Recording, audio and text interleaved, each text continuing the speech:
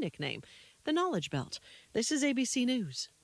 Hi, this is Lori Grenier. You've seen me on Shark Tank. Many entrepreneurs love the flexibility that comes with owning their own business. Kabbage offers a line of credit of up to $100,000 with the flexibility small businesses need. Apply online or from your phone. You will get a decision in minutes and can use any amount you need when you need it. Kabbage has provided over $2.5 billion in funding to 90,000 small businesses and is A+ rated by the Better Business Bureau. Go to Kabbage.com or call 888-KABBAGE. That's Kabbage with a K.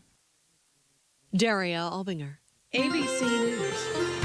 From the KMET Weather Center for Beaumont and the Pass area this afternoon, we'll have winds to 25 miles an hour. We'll have rain with a high 58. Tonight looks mostly cloudy with a 5 and 10 chance for shower activity. A low 45 with winds to 20 miles an hour. There's a chance for morning showers on Sunday. Today mostly sunny with a high of 65 with winds to 20 miles an hour.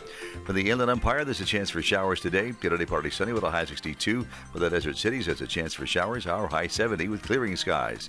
I'm Rod Tanner for Smart Talk 1490 KMET. Hi, this is Ed Hoffman, host of The Main Event, president of Wholesale Capital, and the founder of WCC Charities. I'd like to invite you to the first WCC Charities Gala and Auction this February 25th at the beautiful Victoria Club in Riverside, where we'll be raising money for wounded veterans causes that so many of us are passionate about. It's going to be a magical night out for a great cause. This is a red tie event because red stands for Remembering Everyone Deployed. Visit the events page at wcccharities.org for more information or call my assistant Shelley at 855-640-2020 to order tickets. That's 855-640-2020. Hope to see you there. The following is a paid program. Views and claims expressed are those of the program producer and are not endorsed by this station. Opinions expressed are not necessarily those of radio station KMET, its management, employees, or affiliates.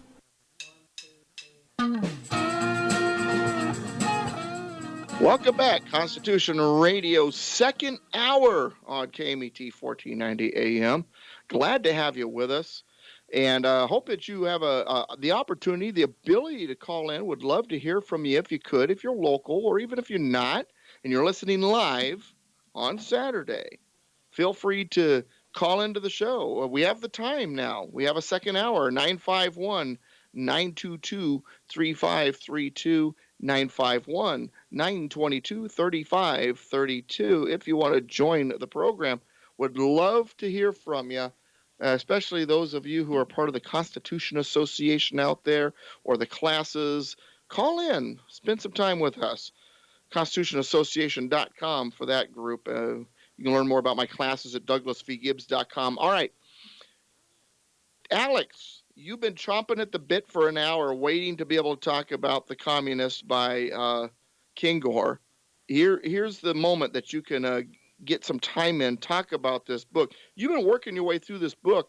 Where are we at so far now in this book? We're about halfway through. I know I mine these books for more that might be in there, but I think it's a worthwhile exercise. Sure. Oh, absolutely. Plus, it gives me a chance to pontificate, and there's nothing better than me pontificating. Yeah, what the world needs more than other than religion is more of your opinion, right? That's correct. That is exactly, you've got it down pat. All right. Well, what do you got for us halfway through the book? Well, I was talking about Harry Bridges, the head of the Longshoremen and Warehousemen's Union, and I said that he had jumped ship, and that's how he got into the United States. He never became a citizen, and there were all kinds of people trying to get him deported because he was obviously a communist agitator. And he got the big-name lawyers and groups to back him, and they never did.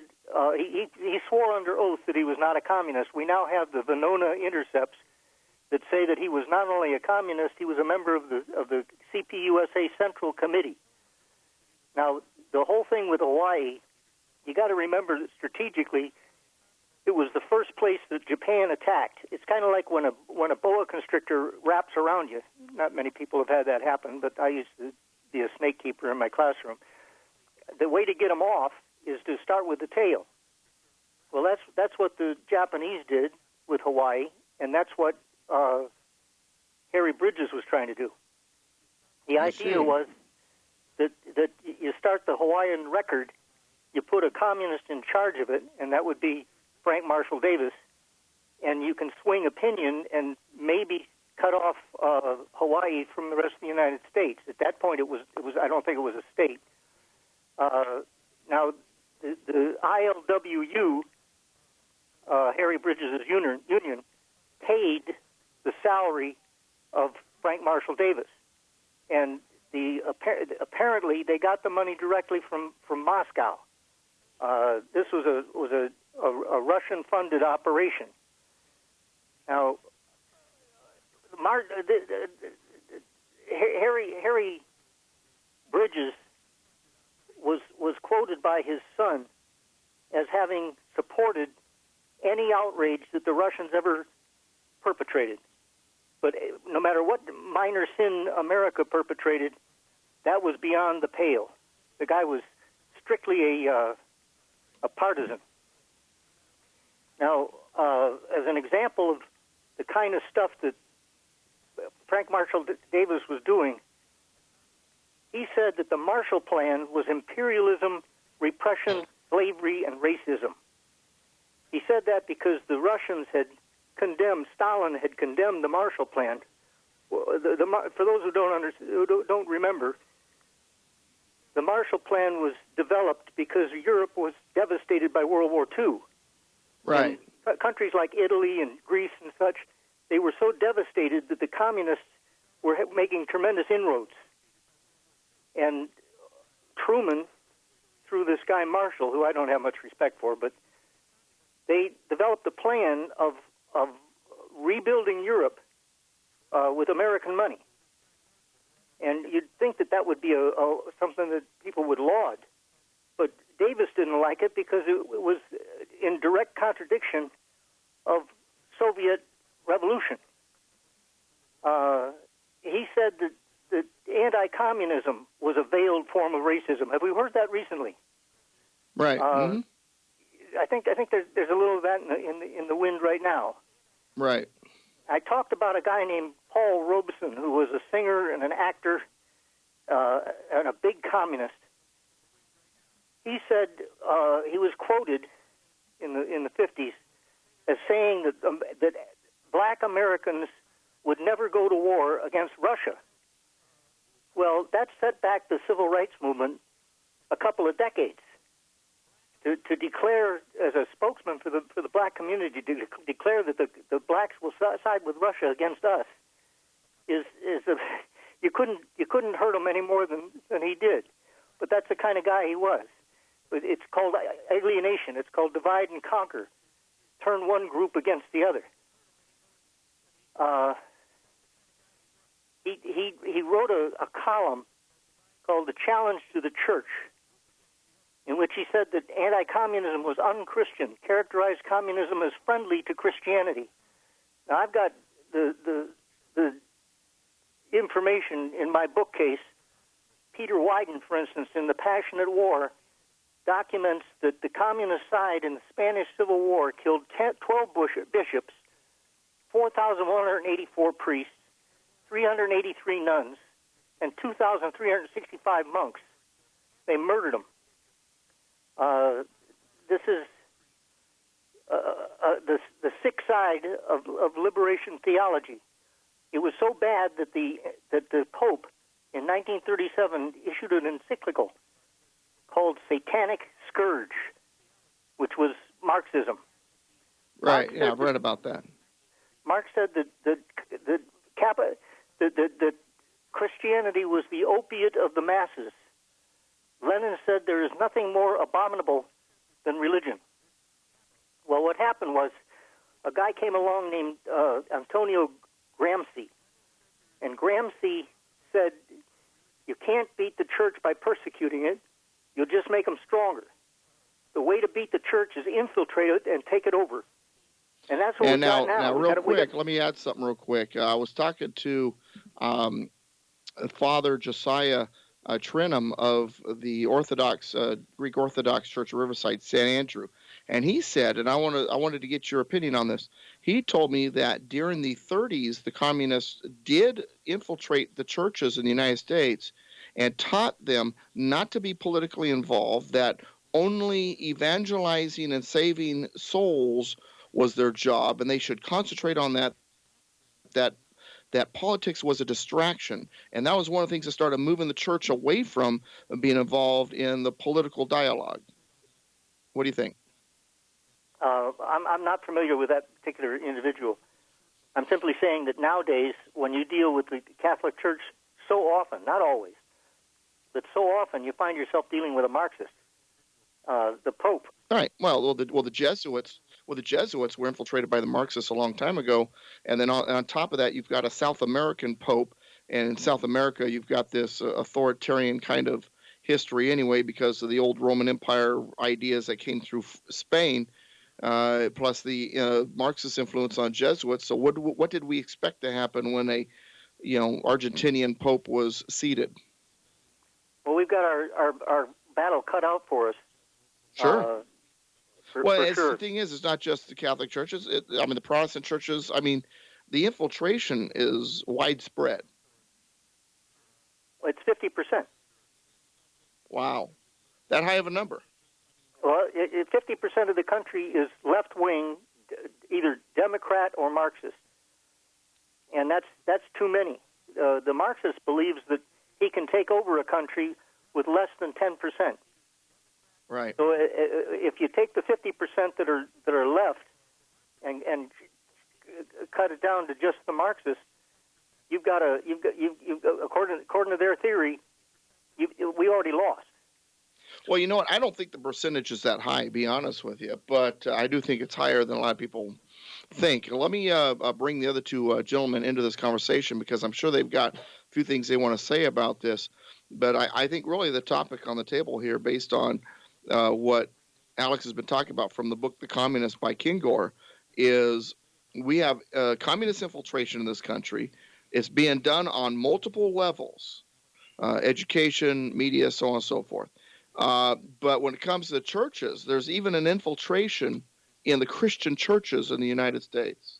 Well, you're starting to see membership in the traditional denominational churches go down. Right. And membership going up in the non-denominational churches. Now, I'm not sure if that is reflective of this, but the concern I have, and Alex hit on it, I think on the political side, if you get enough of these people to vote Democrat or socialism or Marxist, and we are based upon an electoral vote, and there's 4 states that if you build up enough votes and you get the electoral vote in California, Texas, New York, Florida, you can win just about any election.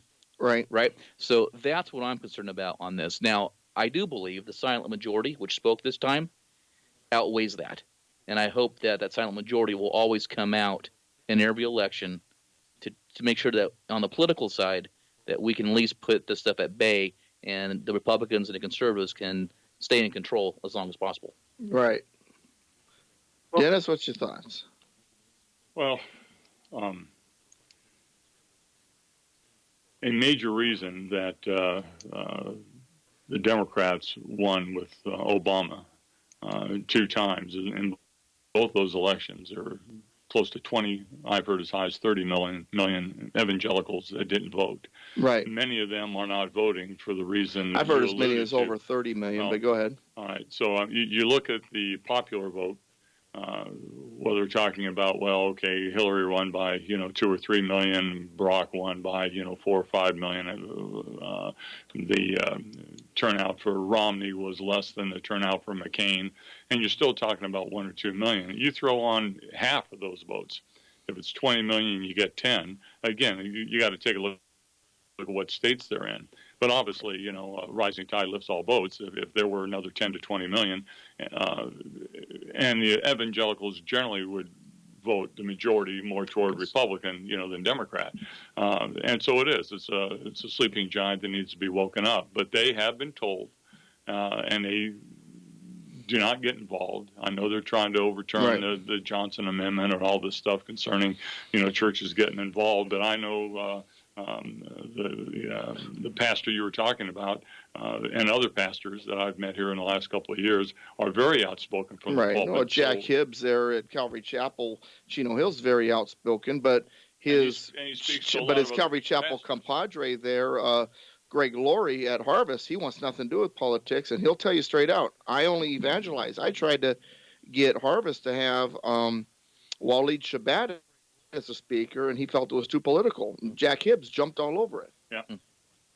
And Jack talks to many times throughout the year to groups of pastors, right, trying to get them excited to do more of what he Well, then does. you got the Salt and Light Ministry, which is also out there trying to get churches get more involved politically. And here's the thing. It's so important that the church is involved. It was the pastors that really got the battle cry for independence going for the American Revolution. When the British first really started to ramp it up during the early part of the American Revolution, they started hunting down the members of the Black Robed Regiment, which was the pastors that were talking about independence and were carrying firearms under their robes, ready to fight. Had the Bible in one hand, they had the rifle in the other. Yeah, exactly. Bible in one hand, a rifle in the other. And so, an active religious community in this country, and when I say active, I mean a politically active religious community in this country, that's a part of our history. That's who we are. When Alexis de Tocqueville came to this country in 1832, and he actually came here to observe our penal system. But he got a great observation of all of America. He was from France, where the separation of church and state had become a major deal since the French Revolution, because prior to that, the church and state were one. And so, he didn't see it possible for there to be a system where there's a strong church and a strong government, but yet they're not influencing each other. And surely he comes over to the United States and he notices the politicians pray and the pastors are preaching politics, but neither one's controlling the other. And his conclusion was that was only possible because America is a virtuous nation, because we're good. We're morally good nation. So we were able to make sure that the two weren't influencing each other. So as we lose our virtuosity and move away from being a godly people, though, now we're seeing an encroachment on one or the other or both. And also at the same time, we're seeing this infiltration in the church, and it's going against what we founded ourselves on. So that's what's the most fascinating part of it. Final words on this before we go to break. Yeah, I got a 1953 parody that Frank wrote, in which Joe McCarthy witch hunters. Frank? You mean Frank Marshall Davis? Frank Marshall Davis wrote this, in which the McCarthyites persecute Santa Claus, who's trying to bring Christmas to the Soviet Union. Now listen to this. In the real world, Lenin hand-wrote a 1919 order to the Cheka, the secret police, and we have a copy of this on file. Quote, to put up with Nikola's religious, it's Christmas, would be stupid. The entire Cheka must be on the alert to see to it that those who do not show up for work because of Nikola are shot. So it's always been a question, on the one hand, reality, on the other hand, the Marxist lies. They're always in opposition, and the Marxists are winning.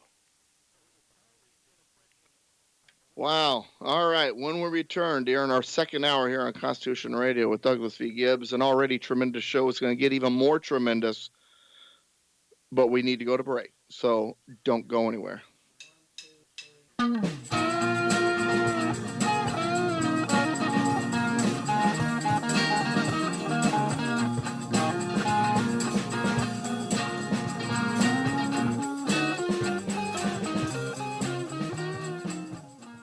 Help me fight the good fight. This radio program is funded by advertising dollars. So, if you are a business, add Constitution Radio with Douglas V. Gibbs to your business portfolio. If you are a listener, become a patron of the businesses advertising on this program. Without advertising, your weekend dose of truth ends. With more advertising, Constitution Radio with Douglas V. Gibbs grows, and we will be on the way to win the battle to restore the Republic. To learn more, email us at constitutionspeaker@yahoo.com or visit douglasvgibbs.com.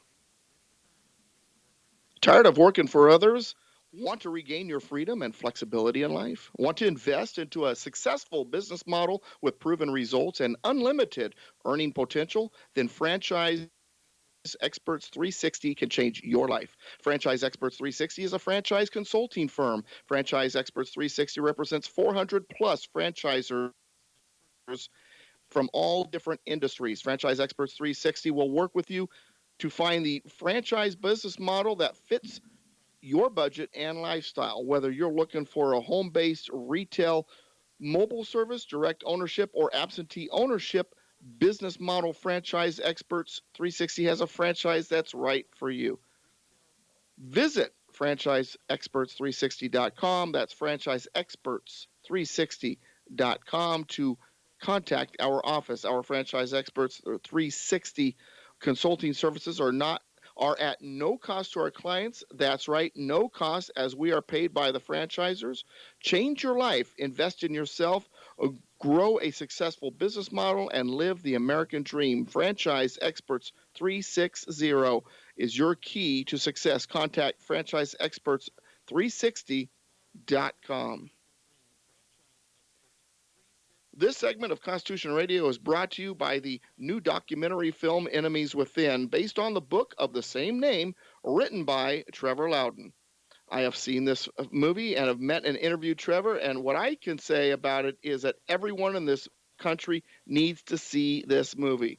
The direction of this country will dramatically change for the better if they did. This movie rips the mask off of over 100 members of Congress that are under the control of socialists, communists, and the Muslim Brotherhood and could not pass a standard FBI security check. I encourage everyone to see this movie. It is available at enemieswithinmovie.com. You can rent it or buy it. So go to enemieswithinmovie.com and get the movie, and then tell your friends. If you really want to understand why the Democrats do what they are doing, you need to know their masters. Again, enemieswithinmovie.com. Okay, welcome back, Constitution Radio. This is Douglas V. Gibbs, douglasvgibbs.com. Constitution Radio is on every Saturday for 2 hours from 1 to 3 Pacific, right here on KMET 1490 AM. You can also read what I write daily at politicalpistachio.com. Thanks for joining us. Hillary Clinton still believes she is somehow relevant in American politics. I figured they understood that they, the Clinton crime family, had no more political pull or influence after her loss to Donald J. Trump, which was why the Clinton Foundation closed its doors shortly after Hillary realized she wasn't a shoo-in for the White House after all. How can you take money from wretched characters who want you to do their ill will in the American government when you no longer have any say in the matter? You have no political pull. You have no political voice. I'm figuring Saudi Arabia at this point is wanting a refund. Your private, and especially how's it going to work if her private server isn't even up anymore? So it's been wiped clean, whatever. Now, the Wicked Witch from Arkansas or New York or wherever she decides to hang her broom still believes people care about what she has to say. So in a speech on a video, likely appreciated by dozens of women wearing pink hats with lady parts plastered above the bill of the cap, Hillary praised the Women's March on Washington, D.C. in protest against the inauguration of Donald Trump and proclaimed in the video, quote, "Despite all the challenges we face, I remain convinced that, yes, the future is female." Now, they say the Women's March drew about 500,000 women, many of whom were actually there probably just to pick up a lesbian date. But afterwards, they left their trash and signs on the side of the road in the United States to show their love for the environment. Now, after at least 8 years of gender confusion and everyone discovering that they really don't know which bathroom to use, I thought it was interesting that Hillary said the future is female. Does that not contradict the liberal left narrative that calling people male or female is hateful and that the future is genderless? Is this why Hillary Clinton lost the election? Was she so caught up in believing that she was destined to be president of the United States because she has lady parts that she forgot about the poor, mistreated, discriminated guys with well-trimmed black beards, fishnet stockings, and a great set of honkers? So maybe the rallying cry of the next Democrat president should be, let's make America metrosexual again. In truth, what Hillary Clinton and the out-of-their-mind Democrats don't seem to realize is that what they are saying and how they are acting is what led to the election of Donald J. Trump in the first place. People are sick of the insanity. They're sick of the political correctness. They're sick of the deception and the temper tantrums being put out there by the liberal left loonies. America was built on the idea of liberty, individualism, and everybody having a unique opinion about the world around them and being perfectly capable of deciding which bathroom to use. As a constitutionalist, I really don't care if they disagree with me. It's fine. That's what makes America tick. While the Democrats run around screaming about too much sugar in sodas and not enough sugar between people of the same sex and desiring to legalize things that lead to people snorting stuff that looks like sugar up their nose, I want to kick back and enjoy my rare, extra thick slab of dead cow, puff on my tobacco, and tell jokes about the girly men running around until the jackasses come home to roost. That's my right, my opinion, my desire. All right, now that I've kind of thrown out there what I think, what do you think about what I think? I have a poem if you have time for it today. Does it relate to what I just said? Well, only tangentially. Only called ISIS.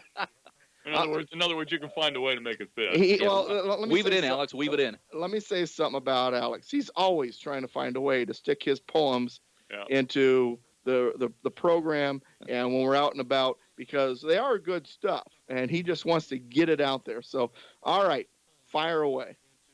This one's called ISIS. Can he hear them? Can he hear the children's cries? Can he see them when ISIS gouges out their eyes?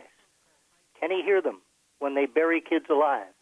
Can he see them, tiny Christians crucified? He's not listening. He can neither see nor hear. The sun is glistening on a sword blade swinging clear. Little bodies severed quickly from their heads. Little bodies that should be sleeping in their beds. Grieving mothers are shrieking silently. One sob unsmothered leads to the gallows tree. Rape and pillage rule both night and day in a village where they dare not even pray.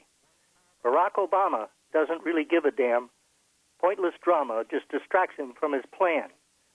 Our nation's power is the greatest threat of all, so we must cower in a precipitous withdrawal. Scrap the hardware, send our sergeants home. We've sworn off warfare, cut our forces to the bone. We must be humble in our efforts to disarm, so when we crumble, ISIS won't seek to do us harm. Can he hear them? Can he hear the children's cries? How can he hear them with his head stuffed full of lies?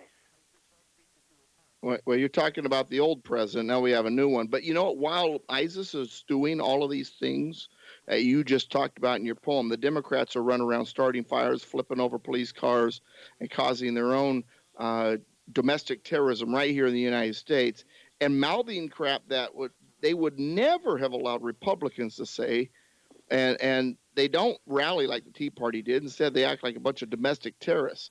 And so now, for the next 4 to 8 years, and I'm figuring we're going to experience great hair, a business-like approach to running the country, and plenty of time of thinking about, these people have plenty of time to think about what they did wrong, or at least that's what they should be doing. But instead, they're whining, they're yelling, screaming that the future is female or genderless or whatever they think it's supposed to be. And they've lost grip with reality. Thanks to pretty much everybody in the country, except for a whole bunch of knuckleheads in the Northeast, Chicago, and the West Coast, the future is American. It's red-blooded. It's red, white, and blue. It's blood, sweat, and tears. We've got a president who is asking people that, hey, if you want to come to this country, come on down. Just, answer a few questions and have a health exam. Shed your foreign loyalties so that you can properly be patriotically assimilated. That's what we need to be doing. That's what we need to understand. That's what America is about, is it not? Well, it is, Doug, and I'm going to try to make this as simple as possible. What we have right now is, and I'm going to relate it to a 3 or 4 year old who has been running wild at home and now has to go to school. And you've got a principal and a teacher and an administration at that school that needs to discipline these children because they've been running rampant for the last 8 years with absolutely no control, no rule of law, and all this stuff is just causing so much dismay in this country. It's destroying it. So the Democrat Party has got to get back in line. They got to go back to school. They got to be educated. They got to be disciplined. To come back to the center. To the middle. That's where we need to be in this country. It's in the middle. We've always operated best in this country when everything has been right dead smack in the middle. Not too far right, not too far left. And that's coming from somebody who's very conservative. We tend to operate the best when we're right dead smack in the middle and we can get along everything that's happening out there right now is just absolutely, again, it's like a 3 or 4 year old going to preschool, and they need to get disciplined.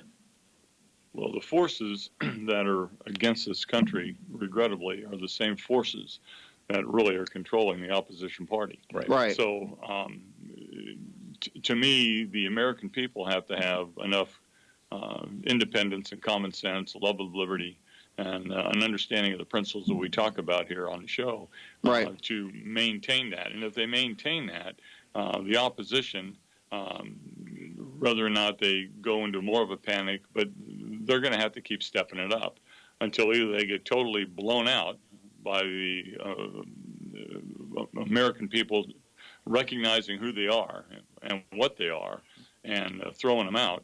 But until we take that strong a step, they're going to keep doing what they're doing, which is being the driving force behind the loyal opposition, masquerading as a group that love American principles.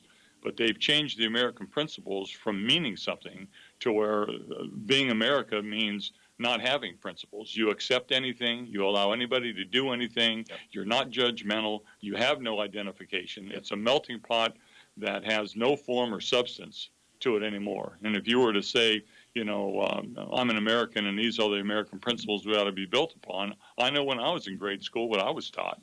We did the Pledge of Allegiance. We sang America the Beautiful. We knew all those songs. And none of that is taught anymore at all. And they're growing up godless, and they're growing up America-less because they really don't understand their heritage. Right. And that's why they risk losing it. It's a the question, though, is how do you reinstall all that? How do you reinstill that proud America attitude? Well, it starts with the parents, and we have to go back to the foundations that made this country what it is, and that includes the U.S. Constitution. That includes being a godly society. That goes back to, are you ready for this, audience? Spankings. Alex? It's a measure of the Marxist success that we have changed the parameters of left and right. It was already bad enough that they called Nazis right wing when they're fully left wing. But if you look at where we as a group, if you had us fill out a questionnaire, we're in favor of live babies and not aborting. We're in favor of Jesus Christ. We're in favor of the Constitution as it is written. We're in favor of one man, one vote. We're in favor of all these wonderful things, and yet we are considered extreme right wing. Whereas the Democrats today are in favor of socialism, they're in favor of all kinds of legalizing drugs and legalizing abortion, all these things that used to be considered evil, that now is mainstream. We've been redefined out of existence. Well, when you try to be everything to everybody, you want to be a nobody. When you try to be all the colors, when you try to be all the options, you're a jack of all trade, master of none. And the principles that made America great are being thrown in with all the other things, whether they come from Europe or they come from the Middle East or wherever you want to call it, to where we're ashamed of our own success. We're supposed to feel guilty for being the only real superpower over the last many decades, and feel guilty for how we got there by promoting, property ownership and self-reliance and liberty and independence. So those are all the bad things to socialists. Absolutely. So they have to attack all those things and teach everybody that America was great because it was colonial, it was imperial. Right. They're throwing all the communist labels on it. And it's working beautifully because the younger generation has been trained to accept it. There's a guy named Chad Prather that had a video protesting the protesters, and he opens the video with, "What are you protesting? The Constitution? The American system? The flag? No, you're crying because you didn't get your way." Well, exactly. They didn't get their candy. Right. This Voss appointment is Go ahead, so Alex. important. Yeah, as a teacher, I can tell you that the kids are coming out of high school. I've talked to friends that are college professors. They're saying these people are unprepared to do any kind of research. They don't understand what it means to just look something up. They don't think for themselves. Rather than than be given the choices and having arguments back and forth. It's strictly indoctrination, and they're taught not to think. If they think, then they're challenged. They're repudiated. They're ostracized. They've got to walk in lockstep, and this is extremely dangerous. And we've got to get away from it as fast as possible. Well, and they've been exposed to getting information very quickly via online and their digital apparatuses, their cell phones and laptops and everything else. But what information are they looking up? Exactly. What are their sources? Precisely. And they don't know which source is right or wrong. And they're just going to go what they feel is good, right? So eating candy is not good for you, but it sure tastes good. So I'm going to keep choosing the candy, right? You're not going to choose the broccoli, right? Right, exactly. Okay, we need to go to break. When we return, we got a little more talk about, including Edward Snowden. Edward Snowden, when we return. Don't go anywhere.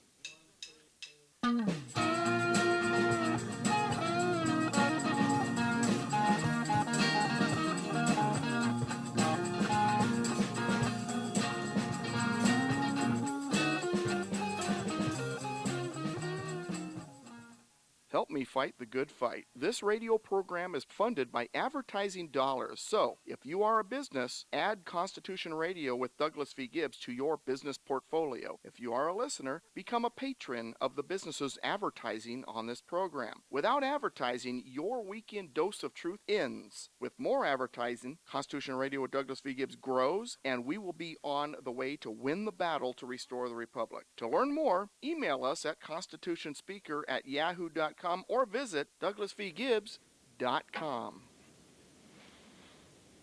Tired of working for others? Want to regain your freedom and flexibility in life? Want to invest in a successful business model with proven results and unlimited earning potential? Then Franchise Experts 360 can change your life. Franchise Experts 360 is a franchise consulting firm. Franchise Experts 360 represents 400 plus franchisors from all different industries. Franchise Experts 360 will work with you to find the franchise business model that fits your budget and lifestyle. Whether you're looking for a home-based retail, mobile service, direct ownership, or absentee ownership business model, Franchise Experts 360 has a franchise that's right for you. Visit franchiseexperts360.com. That's franchiseexperts360.com to contact our office. Our Franchise Experts 360 consulting services are at no cost to our clients. That's right, no cost, as we are paid by the franchisors. Change your life, invest in yourself, grow a successful business model, and live the American dream. Franchise Experts 360 is your key to success. Contact franchiseexperts360.com. This segment of the show is brought to you by the new documentary movie, Enemies Within, based on the book of the same name written by Trevor Loudon. I saw this movie. I've met and interviewed Trevor Loudon, and everybody in this country needs to see this movie. It would dramatically change the country for the better if they did. The movie rips off the mask of over 100 members of Congress that are under the control of socialists, communists, and the Muslim Brotherhood and could not even pass a standard FBI security check. I encourage everyone to see this movie. It is available at enemieswithin.com. You can rent it or buy it. Go to enemieswithinmovie.com, enemieswithinmovie.com, and get the movie, and then tell your friends. If you really want to understand why the Democrats do what they are doing, you need to know their masters. Again, go to enemieswithinmovie.com.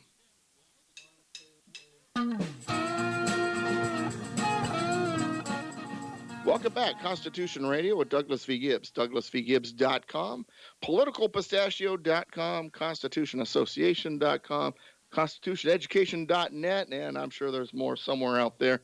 But right now, you're at Constitution Radio on KMET 1490 AM. KMET 1490am.com. Go get our podcast. Some of you come in late. You're listening to this program. You say, wow, this is good stuff. I wish I would have caught them when they started at 1 o'clock. check out the podcast. Go to KMET1490am.com. But don't go there yet. Finish listening to the show now, because here's what we've got. The headline for the Drudge Report this morning is that Russia is considering extraditing Edward Snowden to the United States as a, and I quote, gift to President Donald J. Trump.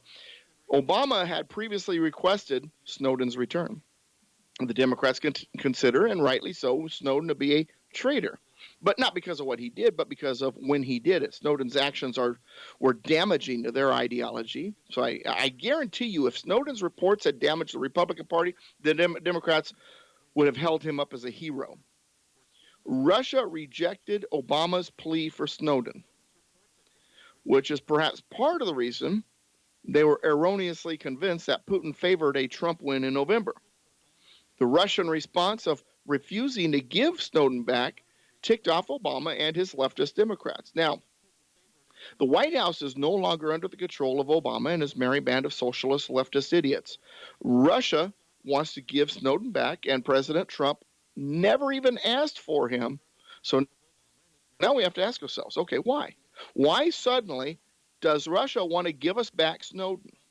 Has he worn out his welcome in Russia? Is there something Putin wants in return from Trump? Is it true that maybe Putin likes Trump and he prefers Trump and he's actually not a hardliner guy? He's a good guy. He just wants to, be good with us and give us Snowden. Don't hold your breath on that one. Interestingly, Trump's opinion of Snowden seems to be harsher than that of Obama's. President Donald Trump actually called the NSA leaker a spy and a traitor who deserves to be executed for his treasonous behavior.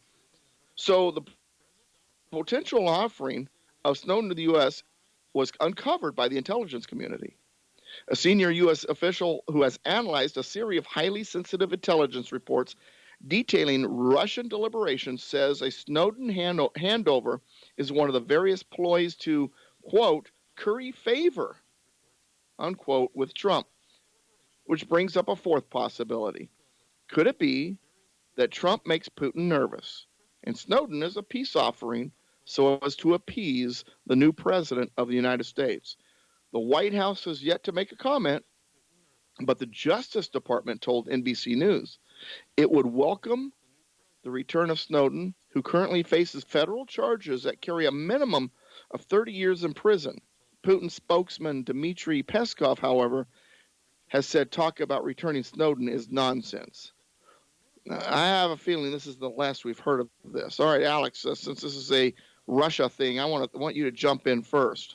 Yeah, I tend to go again with the legerdemain, the sleight of hand. They've got no more use for Snowden. He's already spilled his guts. There's no harm to them. There's no cost to them to let him go. It focuses our attention on things besides the Crimea and the Ukraine. It's a perfect ploy to. It's just nonsense. Who cares? So it's a non-issue to you. To me, it's a non-issue. The guy's already done his damage. They've already got what they wanted.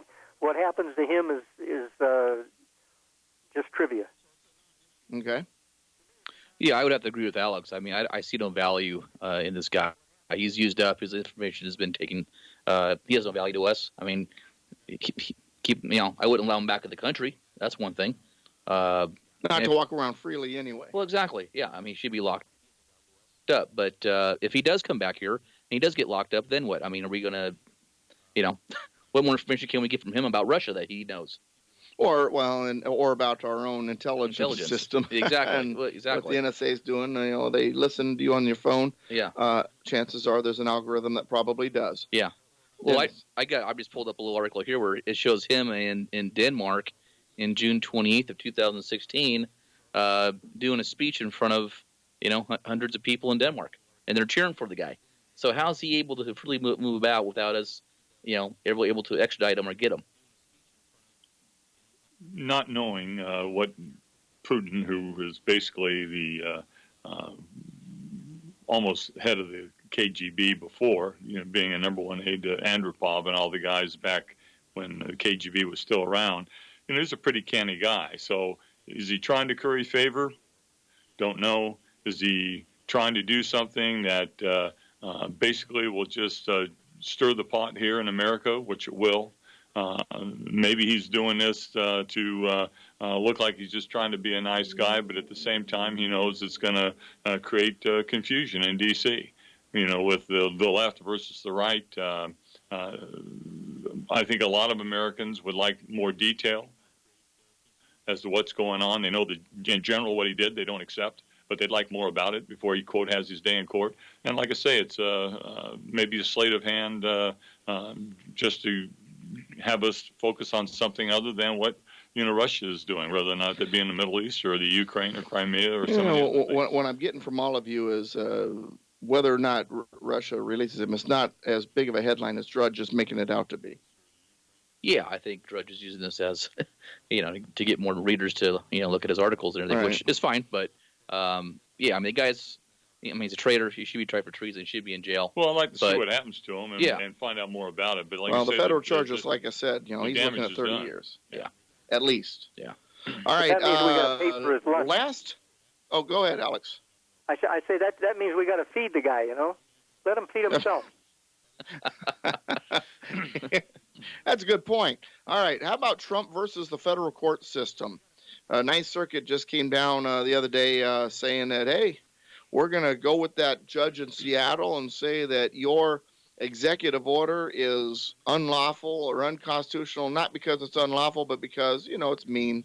And, the school system might lose some money for, tuition, things like that. Now, here's the thing.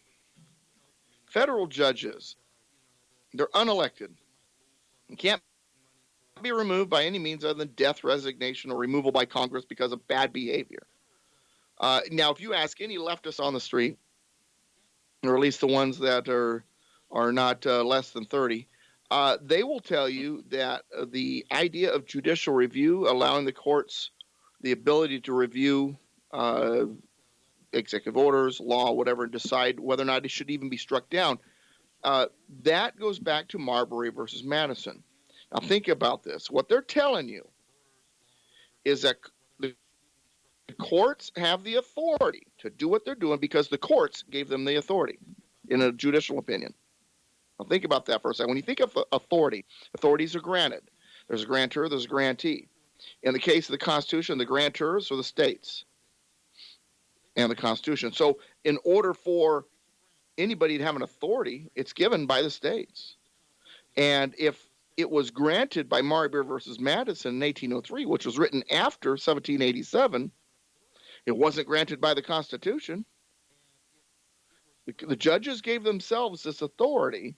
It's like going to your employer and giving yourself a raise. Well, how do you do that? It's like going to see a judge over running a stop sign and saying, well, I've got the authority to allow myself to do this without any consequence. The judge says, well, who gave you authority? Oh, I did. Oh, well, in that case, case over. No, you couldn't do that. They gave themselves this authority. Okay, so we have that. Now let's go back to John Jay. He was the first Chief Justice of the United States. And he was Chief Justice, and then he left so he could become governor of New York. After he's done with his term as governor of New York, John Adams on his way out because he had just lost the election and both houses of Congress, and the big government Federalist Party were retreating to the stronghold of the courts, like all leftists do, and said, hey, John Jay, I want you to come back as Chief Justice. We need a big government guy in that seat so we can continue to, put out our influence. And John Jay says, too weak of a position. I don't want anything to do with it. Being on it lacks the energy, weight, and dignity that it should be afforded to the courts in order to hold up this national government. We're not a national government, by the way. So it was too weak of a position. But he said in his quote that he didn't want anything to do with it while it's under the present system. In other words, by saying present system, that means he felt that eventually someday it would expand. And it did. John Marshall, that's the guy who gave the opinion about judicial review in Marbury versus Madison. Now, to make a long story short, because we only have so much time left, so now we have a court system that thinks it is the end-all, be-all of everything lawful and constitutional. When you hear the leftists talk about the rule of law, they're talking about case law. In other words, judges' decisions in history. When they talk about the Constitution, they're also talking about case law. Their definition of the Constitution is based on the opinions of judges in history. When I say rule of law, I'm talking about the Constitution and God's law. When I say Constitution, I mean original intent, which is influenced by not only the original language, but, well, God's law. So they're even speaking a different language. Now, here's what's fascinating. A court has ruled that Trump's travel ban from 7 Muslim majority countries is unconstitutional because it's mean, basically. Because his job is to execute the law. So the executive order then has to execute laws that are on the books. Okay? Here's the laws that executive order is executing. We have the Immigration Naturalization Act of the U.S. Code in Chapter 8, 1101, and Section 301 of Title 3 of the U.S. Code. We have Section 212F of the INA, the 8 U.S. Code, 1182F, which used to be I'm trying to remember that name of that act now. A lot of people have been talking about the McCarran-Walter Act. Then you have Section 217A, 12 of the Immigration Naturalization Act, 8 U.S.C. 1187A12, Section 222 of the INA, 8 U.S.C. U.S. Code 1222, and Sections 221C and 281 of the Immigration Naturalization Act, and 8 U.S. Code 1201C and 1351. All right, so that's a list of all of them. So he's executing these laws. The court says, well, it's illegal. It's unlawful. Wait a second. I just gave you the list. Of the lawyers and the judges can't look that crap up?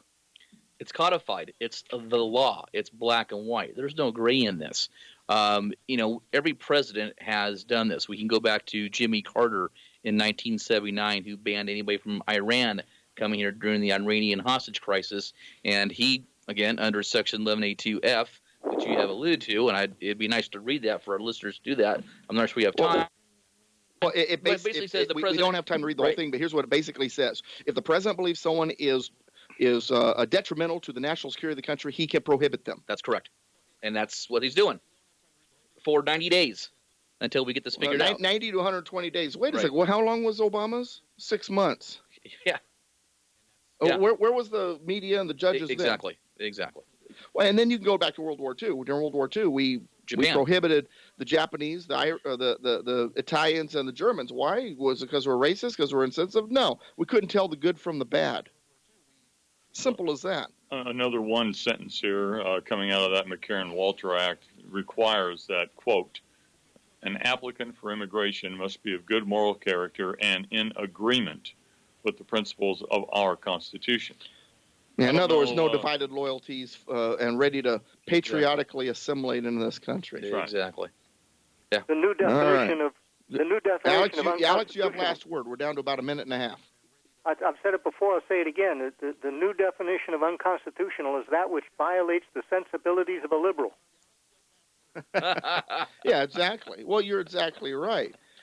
And this court decision has shown it. There's no legal basis for the Ninth Circuit judge or the district judge there in Seattle to strike this down. There's no legal basis. It's all emotion. It's because it goes against the leftist narrative. Okay, we're out of time there, Alex, so plug yourself. Well, I'll just say that the reason they do it is just like the dog. They do it because they can. Dennis, plug Enemies Within real quick. Enemies Within will give you the understanding that you probably are lacking when you try to figure out why the Democrats are doing what they're doing. EnemiesWithinMovie.com. All right, Kurt, real quick. Folks, looking to buy a business, looking to be successful, come to FranchiseExpert360.com will help you succeed. Also, what pisses me off with the good old USA, available in Amazon and Barnes & Noble online. And I am Douglas V. Gibbs, douglasvgibbs.com, politicalpistachio.com. God bless America. God bless you. United we stand. Combined we kick butt. Together we are turning this around, but we got to work harder. This is just a reprieve with Mr. Trump in office. It's going to take a lot of work. We'll see you next week.